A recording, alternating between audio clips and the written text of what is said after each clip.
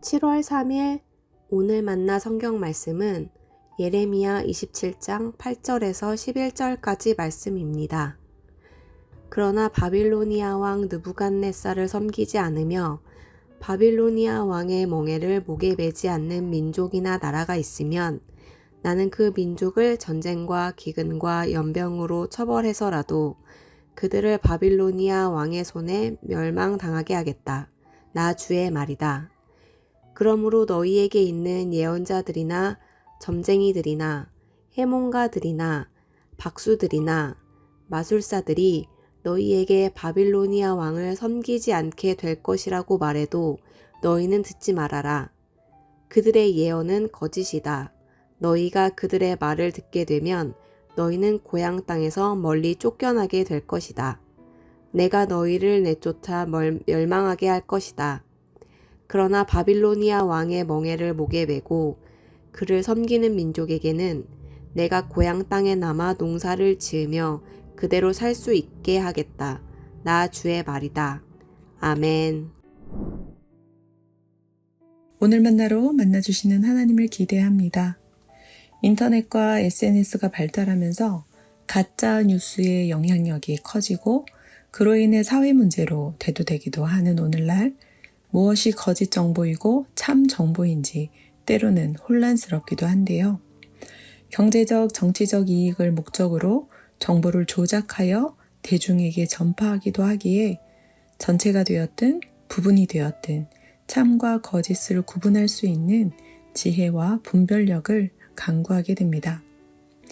성경에서 분별력은 일반적으로 영적 지혜와 이해를 통해 옳고 그름을 분별하고 진리와 거짓을 구분하는 능력을 의미합니다. 분별력은 하나님의 뜻을 이해하고 하나님의 인도하심을 따르는 가운데 영적으로 성장하는 데 중요한 역할을 하는데요. 통신기기의 발달과 SNS 보급으로 수많은 정보가 빠른 속도로 생산되고 소비되는 시대 가운데 지혜와 분별력을 갖기 위해서는 잠잠히 멈추어 귀 기울이는 시공간이 필요합니다. 오늘 본문은 하나님의 권능과 통치에 대한 메시지로 하나님의 뜻을 따르고 그분의 권능을 인정하는 것이 얼마나 중요한지를 나타내고 있는데요. 하나님이 주인 되시는 교회라는 높은 뜻 정신처럼 그리스도인이라면 내 인생의 주인이 있음을 믿습니다. 내 삶의 주관자가 되신 하나님께서 그 뜻과 계획을 따라 나의 인생을 인도하심도 믿습니다. 그러나 때때로 이해되지 않고 수용하기 어려운 사건을 직면하곤 하는데요. 예레미야 선지자를 통해 유다 왕 여호야김에게 말씀하신 바가 그렇습니다. 하나님께서는 바벨로니아 왕 느부갓네살을 사용하여 유다를 벌할 것이며 여호야김은 느부갓네살의 종이 되어 그의 멍에를 짊어질 것이라고 말씀하셨는데요. 왜 하나님께서는 바벨로니아를 통해 느부갓네살 왕을 통해 남유다를 벌하시는 걸까요? 주관자 하나님께서 직접 심판하시지 왜 모든 나라와 민족에게 느부갓네살의 멍에를 짊어지도록 하셨을까요? 차라리 이스라엘의 주관자이신 하나님께서 칼이나 기근, 전염병으로 직접 벌하시지 다른 나라, 다른 사람을 통해 심판하실까요? 하나님께서는 당신의 진노가 풀릴 2년 동안 남유다가 바벨로니아의 종이 될 것이라 말씀하셨는데요. 이는 영원한 종살이가 없는 것처럼 영원한 나라, 영원한 주관자가 없음을 의미합니다. 결국 바벨로니아, 느부갓네살도 망할 때가 있을 텐데요.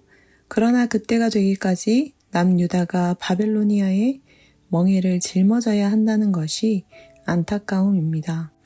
예레미야 27장 5절 말씀입니다. 내가 큰 권능과 편팔로 이 땅을 만들고 이 땅 위에 있는 사람과 짐승도 만들었다. 그러므로 나의 눈에 드는 사람에게 이 땅을 맡기겠다. 사랑하는 성도 여러분, 하나님께서 남유다를 벌하는 멍에로 바벨로니아를 택하신 이유가 무엇입니까? 모든 나라를 느부갓네살의 손에 맡기사 부리게 하신 이유가 무엇입니까? 그 시대 바벨로니아가 하나님의 눈에 드는 나라였기 때문입니다. 그러므로 하나님께서는 나의 종 바빌로니아 왕 느부갓네살이라 칭하시며 그의 손에 남유다를 모든 나라를 맡기사 부리게 하셨습니다. 모든 나라들이 느부갓네살과 그의 아들, 그의 손자를 섬기게 하셨습니다.